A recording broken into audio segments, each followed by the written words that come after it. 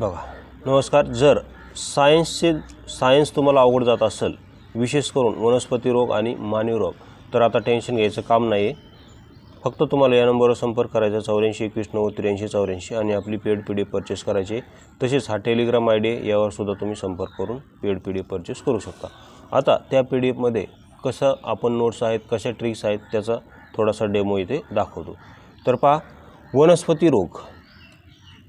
आता भातावरील खैरा रोग हा कशाच्या कमतरतेमुळे पडतो, यावर 3-4 वेळेस प्रश्न आलेला आहे. आपण 2 प्रश्न इथे घेतलेले आहेत. आता ट्रिक्स सांगतो अगोदर आणि नंतर मी प्रश्न सांगतो. तर बघू शकता, भातावरील खैरा रोग हा कशाच्या कमतरतेमुळे पडतो, तर याचं योग्य आन्सर आहे झिंक किंवा जस्त. काय? झिंक किंवा जस्त यामुळे भातावर खैरा रोग पडतो.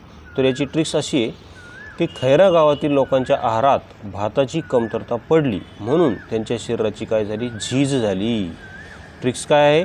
खैरा गावातील लोकांच्या आहारात भाताची कमतरता पडली म्हणून त्यांच्या शरीराची झीज झाली. काय झाली? झीज झाली. म्हणजे त्यांचे शरीर हडकुळे झाले, एकदम झीज झाली त्यांच्या शरीराची.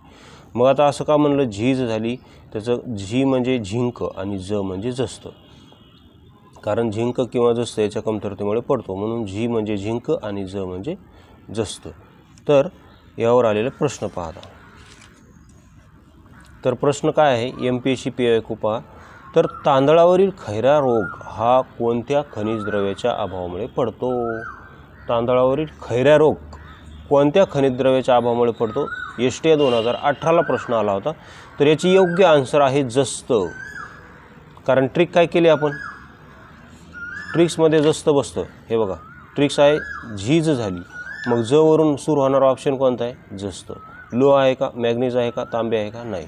पहिल्याच आपल्याला आलं पाहिजे की खैरा गाव आहे आणि त्या गावातील लोकांच्या आहारात तांदळाची कमतरता पडली, म्हणजेच भाताची कमतरता पडली म्हणून त्यांच्या शरीराची काय झाली? झीज झाली. मग ऑप्शनमध्ये ज वरून कोणता सुरू होतो ऑप्शन? तर जस्त. म्हणून बी ऑप्शन योग्य आहे. त्यानंतर आता नुकतीच कंबाईन ग्रुप सी मेन्स 2023 झाली, जी 7000ची क्लर्क झाली होती, त्याला हा प्रश्न आला होता. तर मेन्सला आला होता. तर काय आहे? भातावरील खैरा रोग हा कोणत्या सूक्ष्म पोषक घटकाच्या कमतरतेमुळे पडतो? तर इथं तुम्हाला जस्त ऑप्शन दिसत नाही, मात्र झिंक दिसतोय.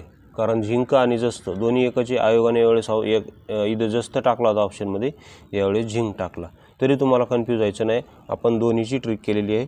झीज झाली अशी आपण ट्रिक केलेली आहे, म्हणून आपल्याला झिंक देऊ आयोगाने किंवा जस्त देऊ. हे बघा, झिंक जस्त. तर आयोग दोन्ही एकत्र देणार नाही, दोन्हीपैकी एकच देणार. जर दोन्ही एकत्र दिले तर आयोगाला प्रश्न कॅन्सल करावा लागणार, 100% कॅन्सल करावं लागणार. पण आयोगाने दोन्हीपैकी एकच दिलेलं आहे. इथे जस्त दिलेलं आहे म्हणून जस्त उत्तर आहे. इथं झिंक दिलं आहे म्हणून इथे उत्तर झिंक मारून यायचं. तर आपलं इथं उत्तर कोणतं असणार आहे? सी. इथं उत्तर कोणतं असणार आहे? बी. ओके. तर अशा प्रकारे ट्रिक्स आहेत. मी आणखी काही डेमो दाखवतो. हां, तर पाहू शकता. आता इथे पहा, red root of sugarcane हा रोग कोणत्या सूक्ष्म पोषक घटकामुळे पडतो? Red root of sugarcane हा रोग कोणत्या सूक्ष्म पोषक घटकामुळे पडतो? तर याचे योग्य आन्सर आहे कलेक्टोरिचम फाल्केटम. काय आहे? कलेक्टोरिचम फाल्केटम. यामुळे रेड रूट ऑफ शुगर केनवर बघा, शुगर केन म्हणजे काय? ऊसावर पडणाऱ्या रोगाचं नाव काय आहे? Red root of sugarcane. तर आणि त्याचा सूक्ष्मजीव कोणता आहे? कलेक्टोरिचम फाल्केटम. बघा, नाव जरी सूक्ष्मजीव असलं, नाव जरी त्याचं सूक्ष्म असलं तरी नाव किती मोठं आहे बघा. तो जीव जरी सूक्ष्मजीव असला, हा जीव कोणता आहे? सूक्ष्मजीव आहे. त्याला मायक्रोस्कोप खाली पाहावं लागतं. मात्र त्या सूक्ष्मजीवाचं नाव किती मोठं आहे पहा. कलेक्टर झाला आहे तो.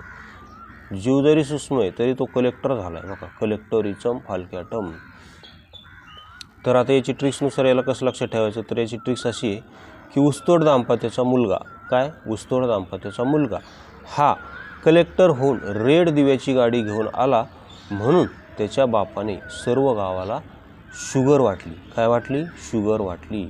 बघा, कोणत्याही बापाला मुलगा कलेक्टर झाल्यावर एवढा आनंद होईल की तो शुगरच काय संपूर्ण गावाला गाव जेवण देईल. पण इथं आपल्याला ट्रिक्स अशी लक्षात ठेवायची की ऊसतोड दाम्पत्याचा मुलगा कलेक्टर होऊन रेड दिव्याची गाडी घेऊन आला म्हणून त्याच्या बापाला एवढा आनंद झाला की त्याच्या बापानं सर्व गावाला शुगर वाटली. अशी ट्रिक का केली मी? ऊसतोड दांपाचा मुलगा कलेक्टर झाला असं का म्हणलं? कारण हा रोग ऊसावर पडतो. शुगर केन म्हणजे ऊस. मग कलेक्टर झाला असं का म्हणलं? कारण कलेक्टरिझम सूक्ष्मजीव आहे त्याचा. हे बघा, कलेक्टरिझम सूक्ष्मजीव आहे आणि त्या दाम्पत्याचा जीव कोण आहे? कलेक्टर. मुलगा आहे आणि तो कोण झाला आहे? कलेक्टर. मुला सगळा जीव आहे म्हणून त्याला त्यांनी काय केलं? कलेक्टर केलं. असं लक्षात ठेवा. कलेक्टरिझम, कारण कलेक्टर इथं नाव दिसेल तुम्हाला. कलेक्टरिझम रोगामध्ये सुरुवातीला कलेक्टर नाव दिसतं. आणि रेड दिव्याची गाडी असं का म्हणलं? कारण रेड रूट आहे. हे बघा, रेड रूट रोगाचं नाव काय? Red route. आणि शुगर वाटे असं का म्हणलं? कारण तो शुगर केनवर पडतो. तर अशी आपली ट्रिक्स आहे. बघा, जर आवडत असतील तर या नंबरवर संपर्क करा आणि आपली पेड PDF लगेच परचेस करा. किंवा हा टेलिग्राम ID सुद्धा आहे, त्यावर तुम्ही संपर्क करू शकता. तसेच आपल्याकडं पॉलिटीच्या आर्टिकल्सची सुद्धा भन्नाट ट्रिक्ससह पेड PDF आहे. त्याचा पण थोडासा डेमो मी तुम्हाला दाखवतो. तर पाहू शकता, इथे मी राष्ट्रपती संबंधी आर्टिकल्स घेतलेले आहे. त्याचा थोडा डेमो दाखवतो. तर पहा, कलम 52 काय आहे? तर कलम 52 नुसार भारतासाठी एक राष्ट्रपती असेल अशी घटनेत तरतूद केलेली आहे. की कलम 52 नुसार भारतासाठी एक राष्ट्रपती असेल अशी तरतूद घटनेत केलेली आहे. तर त्याची ट्रिक्स अशी आहे की 52 नुसार भारतासाठी एक ब्राह्मण समाजाची व्यक्ती राष्ट्रपती असेल अशी आपली ट्रिक आहे. 52 नुसार भारतासाठी एक ब्राह्मण समाजाचा व्यक्ती राष्ट्रपती असेल अशी आपली ट्रिक्स आहे. आता ब्राह्मण समाजाचं यासाठी म्हणलं की बघा, ट्रिक्स अशी आहे की 52 ब्राह्मण असा यमक जुळतो. बघा काय? 52 ब्राह्मण 52 ब्राह्मण 52 ब्राह्मण. कारण हे 52ला देवनागरी असं मराठी लिपीत लिहिलं तर हे 52 असं होतं. मग 52 ब्राह्मण असा काय होतो? यमक जुळतो. म्हणून भारतासाठी एक ब्राह्मण समाजाचा व्यक्ती राष्ट्रपती असेल असं तुम्ही इथून पुढे म्हणायचं. आता समजा तुम्ही मित्र डिस्कशन करत आहात. तुमच्या मित्रांनी विचारलं, सांग बरं, भारतासाठी एक राष्ट्रपती पद असेल असं कोणत्या कलमामध्ये अशी तरतूद केलेली आहे? तर तुम्ही त्याला खटकन कलम नाही सांगायचं, त्याला तुम्ही बुचकाळ्यात पाडायचं ट्रिक सांगून आपली. त्याला काय म्हणायचं की भारतासाठी एक ब्राह्मण समाजाचा व्यक्ती राष्ट्रपती म्हणून असेल. राष्ट्रपती पदावरचा जो व्यक्ती तो ब्राह्मण समाजाचा व्यक्ती असेल असं तुम्ही त्याला म्हणायचं. मग तो बुचकाळ्यात पडला पाहिजे, त्याला कन्फ्यूज झालं पाहिजे. मी तुला आर्टिकल्स विचारतो आणि तू हे काय सांगतोय? तर मग त्याला म्हणायचं, बघ भावा, त्या नावातच आर्टिकल्स दडलेलं आहे. ब्राह्मण या नावातच 52 हे दडलेलं आहे असं त्याला तुम्ही सांगायचं. आणि त्याला 52 वेळेस जप कर म्हणायचं. 52 ब्राह्मण. मग काय होणार? त्याला पण पाठ होऊन जाणार. ओके. त्यानंतर कलम 57 काय? हे मुलींना खास करून याकडे लक्ष द्या. तर कलम 57 आहे की राष्ट्रपती परत कितीही वेळेस निवडणूक लढू शकतात. म्हणजे भारतामध्ये अमेरिकेसारखं नाही. अमेरिकेत कसं आहे, राष्ट्रपती हा एकदा निवडला की तो परत एकदा निवडून येऊ शकतो. म्हणजे मॅक्झिमम 2 वेळेस निवडून येऊ शकतो. तिसऱ्या वेळेस तो निवडून येऊ शकत नाही. कारण त्यांच्या घटनेत तशी तरतूद केलेली आहे. कुठलाही राष्ट्राध्यक्ष अमेरिकेचा फक्त 2 वेळेस निवडून येऊ शकतो. मात्र भारतात तसं नाही. भारतीय राष्ट्रपती कितीही वेळेस त्यांच्या आयुष्यात निवडणूक लढू शकतात. मात्र आत्तापर्यंत फक्त डॉक्टर राजेंद्र प्रसाद जे पहिले राष्ट्रपती होते तेच सलग 2 वेळेस निवडून आलेले. त्यानंतर कोणीही निवडून आलेले नाही. मात्र येऊ शकतात असं सांगतोय.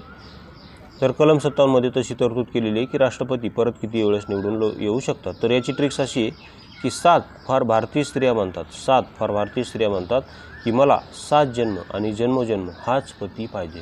मग तो पिदळा असो, त्यांना मारणारा असो, तो बेवडा असो, तो कसाही असो, पण त्यांना 7 जन्म तोच पती पाहिजे. ओके. मग आता 7 जन्म तोच पती पाहिजे असं का म्हणलं? कारण 57 मध्ये शेवटी 7 येतो. 57 मध्ये काय येतो? शेवटी 7 येतो. असं ही आपली ट्रिक्स आहे. तर पहा, जर आवडत असतील तर या नंबरवर तुम्ही संपर्क करू शकता आणि आपली पेड PDF परचेस करू शकता. अत्यंत रिजनेबल दर आपण त्यासाठी ठेवलेला आहे. व्हिडिओ पाहिल्याबद्दल धन्यवाद.